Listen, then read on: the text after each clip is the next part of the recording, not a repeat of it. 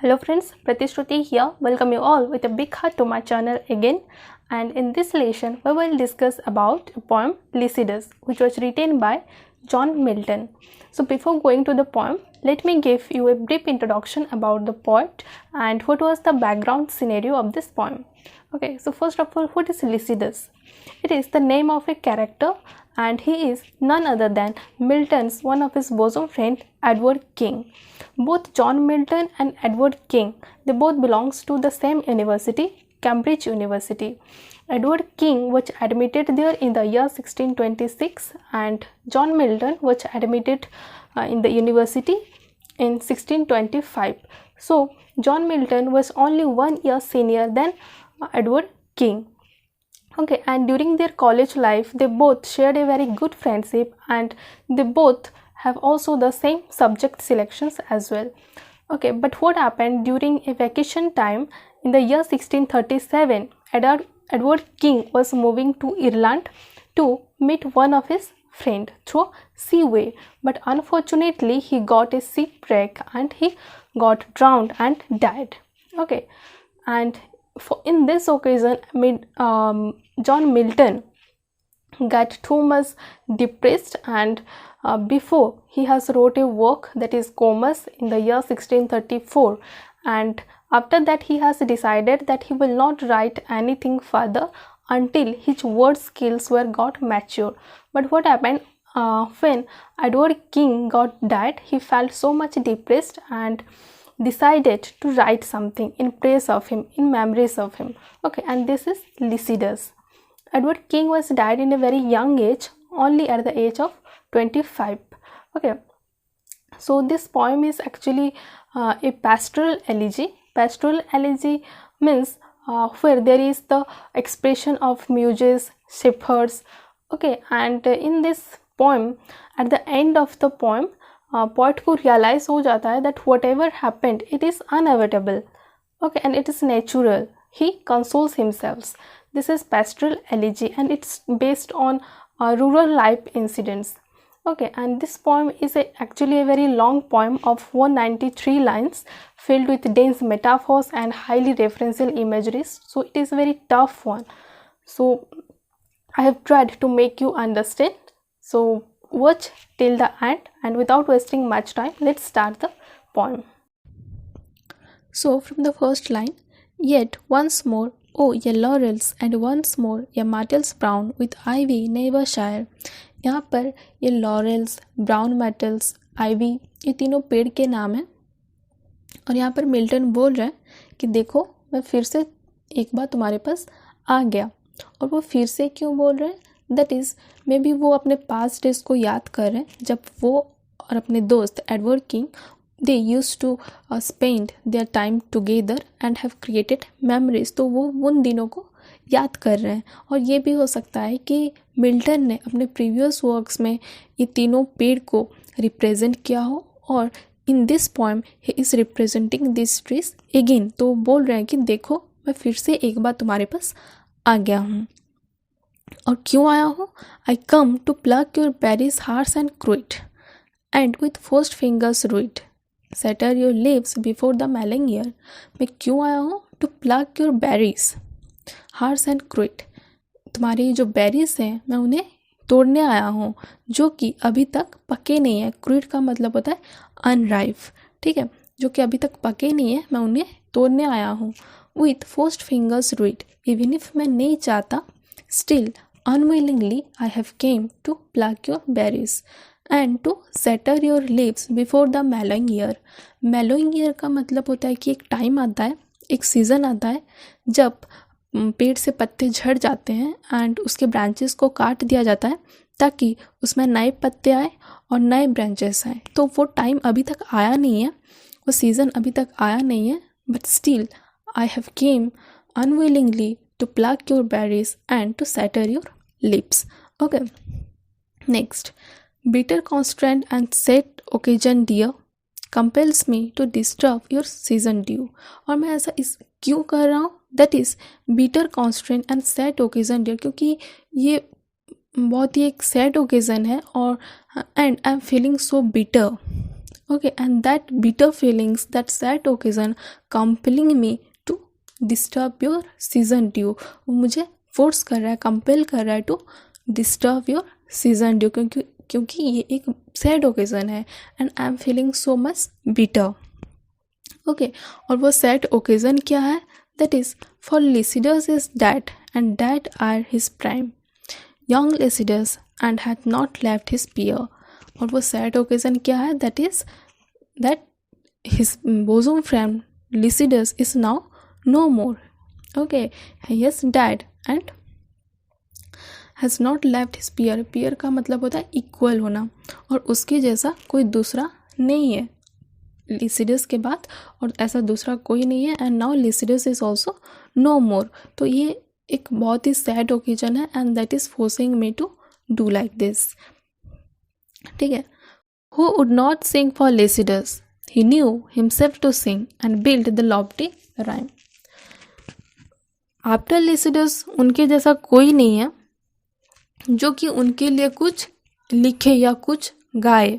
ठीक है. एंड मैं जानता हूँ, he knew that himself to sing and build the lofty rhyme. यहाँ पर मिल्टन बोल रहे हैं कि I knew that he himself is a poet. वो खुद में ही एक पोएट है एंड खुद में ही एक बेहतरीन पोएट है.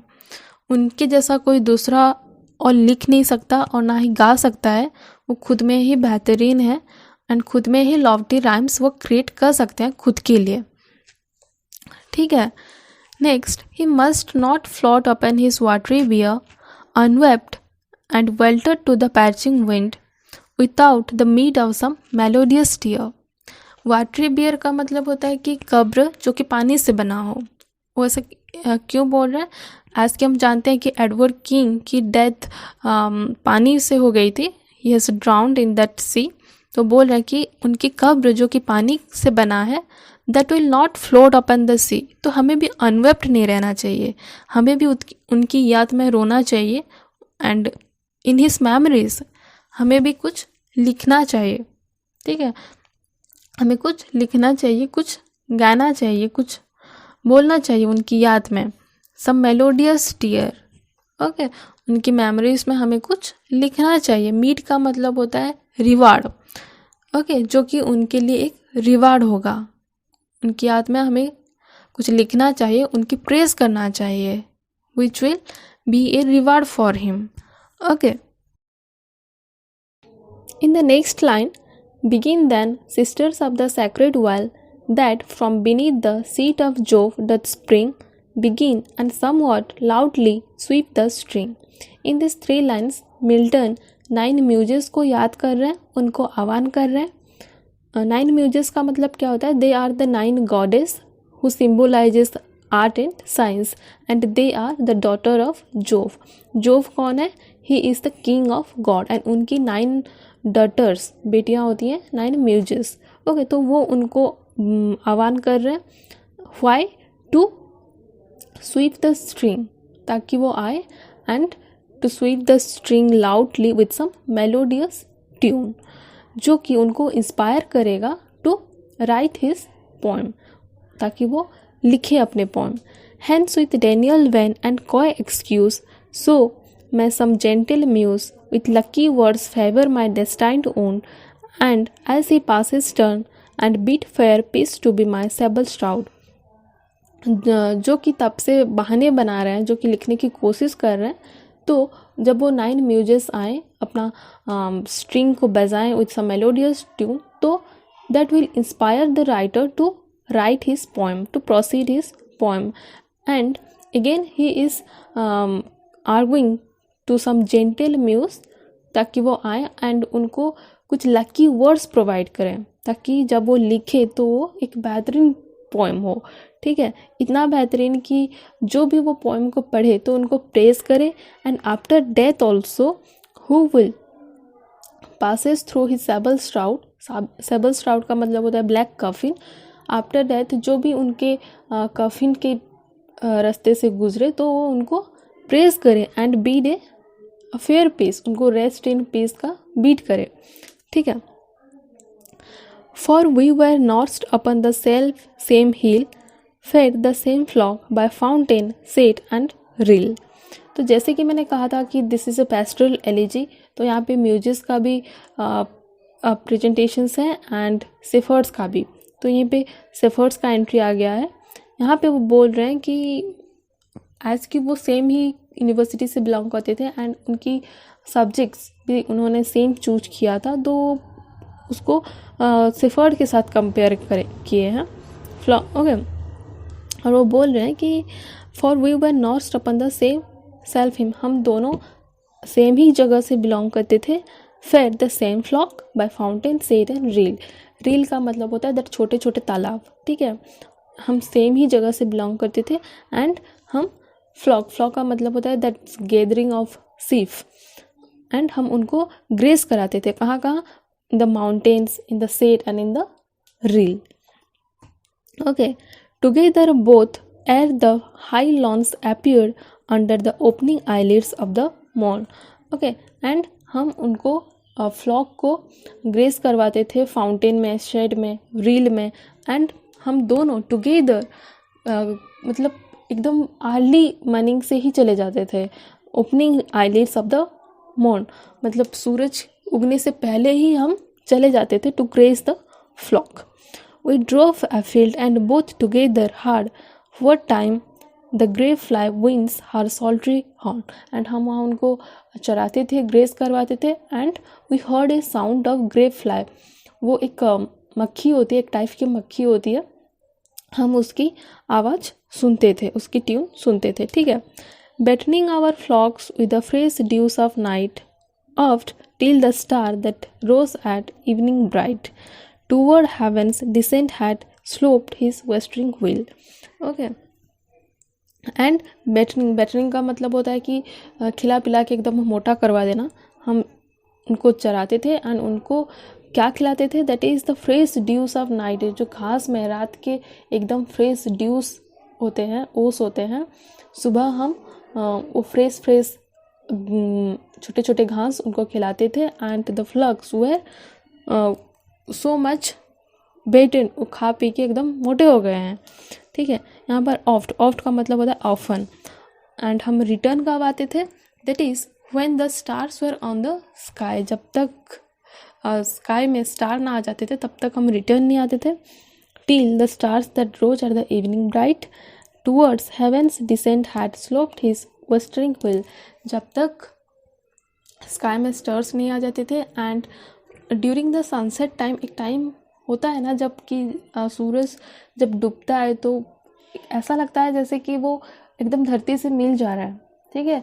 ड्यूरिंग द सनसेट टाइम, एकदम लेट इवनिंग में जब ऐसा होता है कि वो एकदम धरती से मिल जा रहा है, up to that time, okay, up to that time and when the stars are on the sky, up to that time हम रिटर्न नहीं आते थे। Meanwhile the rural ditties were not mute temper to throat and flute, and after that time जो Edward King है वो अपना गाना गाना शुरू कर देते थे अबाउट द रूरल डिटीज़ के ऊपर वो गाना गाते थे with his throat and flute, और अपना थ्रोट एंड फ्लूट भी बजाते थे, ठीक है। Next line, rough satyrs danced and fauns with cloven heel from the glad sound would not be absent long, and वो इतने सुंदर गाते थे दैट सेटर्स, फोन्स, वो सब डांस कर रहे थे विथ क्लोवन हील्स, वो सब खुशी से हैप्पीली वो डांस कर रहे थे।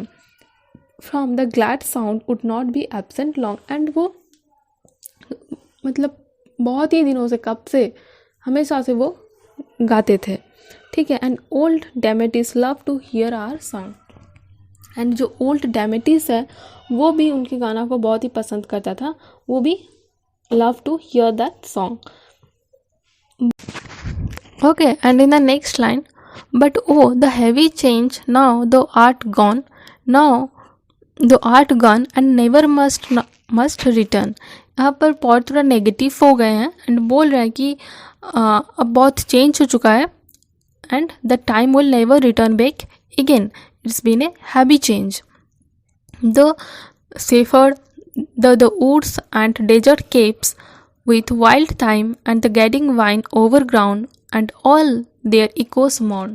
एंड फिर बोल रहे हैं कि ये जो सेफर्ड्स हैं, वुड्स हैं, डेजर्ट केव्स हैं, वाइल्ड टाइम है एंड गेटिंग वाइन है, ये सब उनकी याद में, उनके मेमोरीज में मोर्न कर रहे हैं.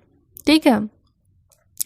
The willows and the hazel copses green shall now no more be seen, fanning their joyous leaves to the soft lies. ठीक है.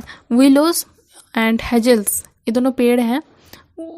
विलोस जिसकी पत्ते बहुत छोटे छोटे होते हैं एंड हेजल्स इसके पत्ते बहुत बड़े बड़े होते हैं. तो पोएट बोल रहे हैं कि बिफोर दिस टाइम जब एडवर्ड किंग थे, तब जब वो गाना गाते थे तो ये पत्ते भी उसकी धुन में जो फ्लैटर करते थे, जो फ्लो करते थे, जो मूव करते थे, अब वो शांत पड़ गए हैं. ठीक है. Fanning their joyous lips, joyous lips जो फ्लैटर कर रहे थे अब वो शांत पड़ गए. फैनिंग मतलब शांत पड़ जाना. ठीक है. शांत पड़ गए तो वो भी उनकी याद में मोर कर रहे हैं. ठीक है. और कैसे शांत पड़ गए हैं? As killing as the canker to the leaves or taint worm to the weanling herds that graze or frost to flowers that their gay war rough wear when first the white thorn blows, such Lycidas they lost to the shepherd's ear. और वो कैसे शांत पड़ गए हैं? जैसे कि एक कैंकर एक रोज़ को ख़राब कर देता है, एक टेंट वर्म हार्ट्स को ख़राब कर देता है, and frost to the flowers.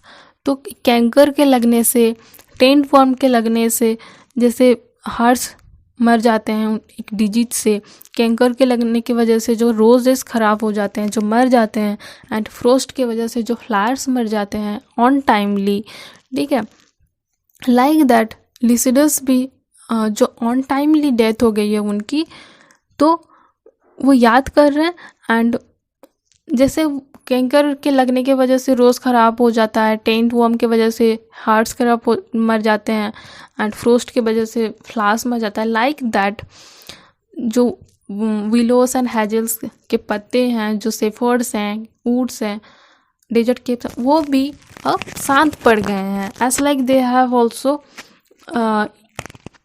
मतलब शांत पड़ गए हैं, जैसे कि कुछ फ़र्क नहीं पड़ रहा उनको. वो भी उनकी डेथ की जो बिटर फीलिंग्स है उसकी वजह से वो भी मोर्न कर रहे हैं. Everything, every surroundings is morning for him. ठीक है.